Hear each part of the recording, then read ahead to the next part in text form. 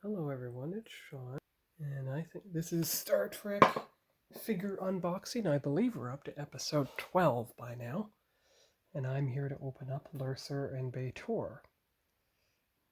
So here's Lursa. Alright, you know what? I thought having the windows open the blinds open would create proper light, but it's just creating reflections off the card back, so I'm going to close the blinds and turn on the overhead light. I'll be right back. Alright, let's see if that's any better. Definitely better. Good. So here is Lursa, and she has her burgundy batleth and her Tautog knife, I suppose. She has a Starfleet pad.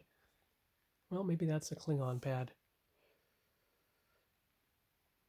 And the interesting thing is, they have all their character items on the card back. You can see her paragraph right there.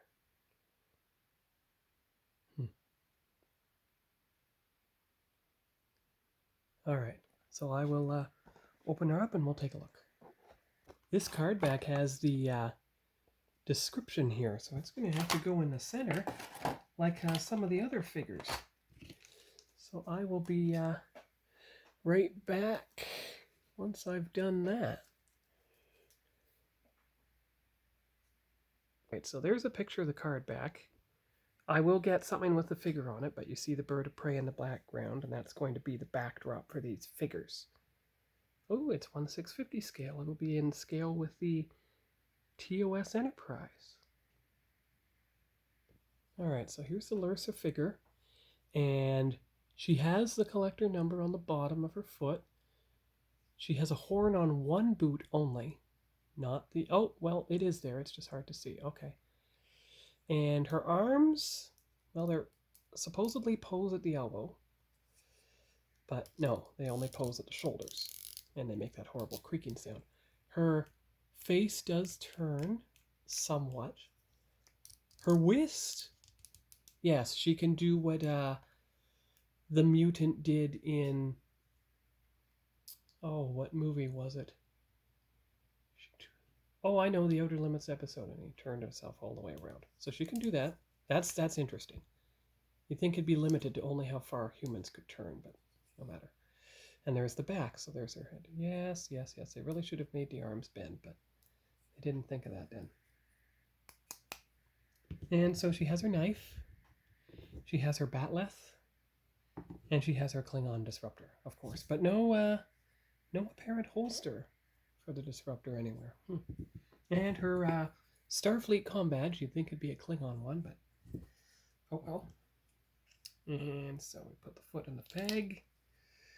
We'll put her in front of her card back for her picture. We'll have her weapons scattered around. So there we go. There's her picture. All right. So we move on to Lursa, of course. So we'll put her accessories in the same bag her poster came in. It's the only one that has the dimensions to allow it to be put in there. And just fold it up over itself, like so. Use the tape that was already sealed in there for 30 years. And there you go, her bag of accessories. So take the new picture and then open up Lursa. I'll be back with her. You already saw her. There's her... No, that was Lursa. This is B'Etor. Sorry. You can see the description here. So it talks about her... Interesting. That's what it says on the front.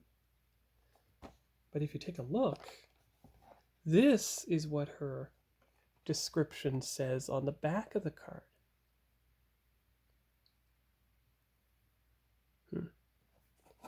Okay, so I'll open her up and we'll move on.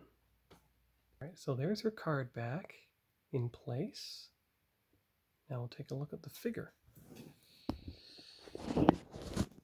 So, and they did a good job of getting Oh, look!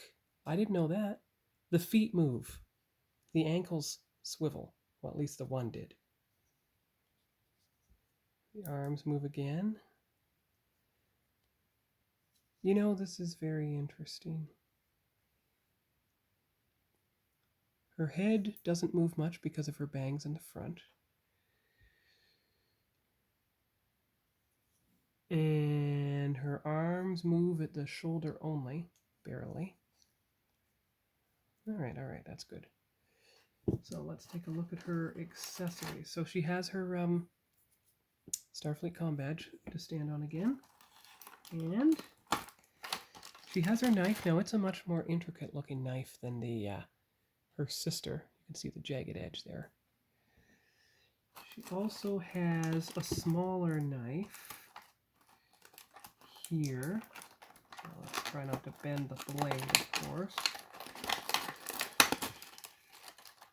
Oh, there's her disruptor. Looks like an old-fashioned gun, it really does. From the Old West. Here's her knife. Come on, release. Ooh, get the tape off. There you go. There's her knife. Oop. And of course, whatever that big thing is. The card back doesn't explain. At least I don't think it does. No, it's not like the other figures where it explains what this is, but if anything, it looks like some kind of creature with a handle embedded in it. And of course, her normal Generations poster. So we'll put her on her card, up against her card back with all her weapons, and go from there. Be right back. Pun. Haha. I'll be right back with the card back. Ha ha ha. Alright, here's B'Etor with her card back. Now, we'll get the picture of the two of them with their card backs, but that won't represent the final thumbnail. You see? That's the final thumbnail. Them standing in front of their model kit of the Generations Bird of Prey. Seems the most appropriate model to have. Now, it does beg the question, if I open up the All Good Things figures next week, I don't have a Enterprise D Dreadnought for them to stand in front of. However, that's where the I guess they'll just have to stand in front of their card backs, especially if there's an All Good Things card back for some of them. However, I think I'm going to do something different for next week. And give me a couple moments and I'll show you what I mean. I'll be right back. Of course, here's the updated Generations class picture, as I've come to call it, with the two figures there. So you can see there's still room, probably, especially if I do this. Come on, don't teeter. There's probably room for two figures here. Now I'll show you what I'm going to do for next week. Okay, I'm back again. So what I'm going to open next week is the big box of cards for the Series 1 of this year. Now let me see if I can... there we go. You can see how they're all in sealed packs there. So that's what I'm going to open next week. And preparing for next week, as you see, I have all the... Oh, look, they even have them for this year's Young Guns. That's important. So you don't have to go for the generic rookie ones anymore, which are sitting right here. That's impressive. And of course, don't worry, I have the soft sleeves. Now, what I have here... Oh, one moment. Is the 24-25, what I call the base card binder. Because it's not supposed to hold all 250 cards. It's only supposed to hold 2 of them, front and back. Oh, and look. Oh, well, I wish they hadn't had it loose, but let's see. Who do we got here? Leo Carlson. Now, if my memory is accurate, and I believe it is... You have the Leo Carlson from last year and Connor Bedard Young Guns checklist, you see? I bought that at the Ottawa Card Show. And of course, there's the collector guide. So let's see, is there anything else in here that I should know about? because sometimes they hide packs of cards in the middle of the binder. And they have the entire poster for the collection. So let's see if I can unfold the poster and get a good view of it. The checklist poster, which of course I will use to check off which cards I have in the binder. But as a short preview for next week, we might as well take a look at the one pack that came and see what we have. Be right back. Actually, I'm going to make that a separate standalone video. No. I'm just going to cut this video in half. That's what I'll do.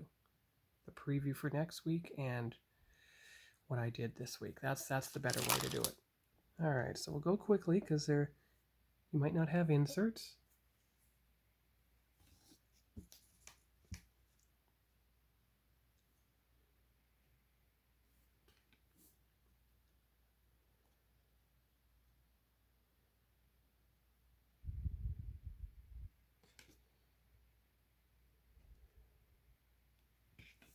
Here's a Dazzler. Now, who is that for?